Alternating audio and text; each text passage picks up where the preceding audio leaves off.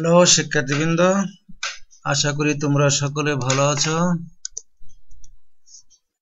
ইতিপূর্বে সমকোণী ত্রিভুজ সংক্রান্ত আমরা অনেকগুলো তথ্য জেনে ফেলেছি। আজ আমরা আরো কতগুলো নতুন তথ্য তোমাদের সামনে পেশ করব। আশা করি তোমরা মনোযোগের সঙ্গে খেয়াল করবে। চিত্রে এক্স ও এ একটি সূক্ষ্মকোণ যাকে থিটা দ্বারা চিহ্নিত করা হয়েছে। পিএম লম্ব ওএক্স, তাহলে ও পিএম একটি সমকোণী ত্রিভুজ এবং কোণ পিএমও সমান 90 ডিগ্রি।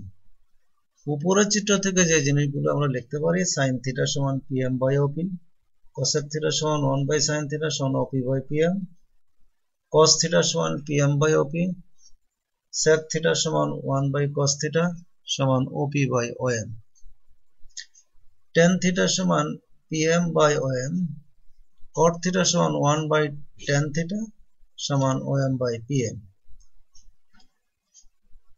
sec স্কয়ার থিটা সমান sec থিটা হোল স্কয়ার সমান আমরা উপরের তথ্য থেকে লিখতে পারি OP by OM whole square সমান OP square by OM square সমান PM square plus OM square by OM square. কেননা ওপি স্কয়ার সমান আমরা জানি পিথাগোরাস সূত্র থেকে আমরা লিখতে পারি ওপি স্কয়ার সমান PM square plus OM square. এখান থেকে আমরা লিখতে পারি PM square by OM square plus OM square by OM square সমান 1 plus PM by OM whole square plus সমান 1 plus PM by OM whole square, PM by OM সমান tan theta whole square সমান 1 plus tan square theta. সুতরাং আমরা এখান থেকে লিখতে পারি sec স্কয়ার থিটা সমান 1 প্লাস tan স্কয়ার থিটা।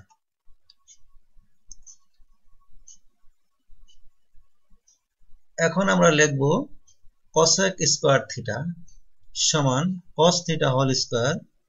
উপরের তথ্য থেকে আমরা এখানে লিখতে পারি OP by PM whole square সমান OP square by PM square সমান ওপি স্কয়ার সমান পিথাগোরাসের উপপাদ্য থেকে আবারও আমরা লিখতে পারি পিএম ওপি স্কয়ার সমান PM square plus OM square by PM square. এখান থেকে আমরা লিখতে পারি PM square by PM square plus OM square by PM square সমান 1 plus OM by PM whole square সমান 1 প্লাস ওএম বাই পিএম সমান cot theta whole square সমান 1 plus cot square theta.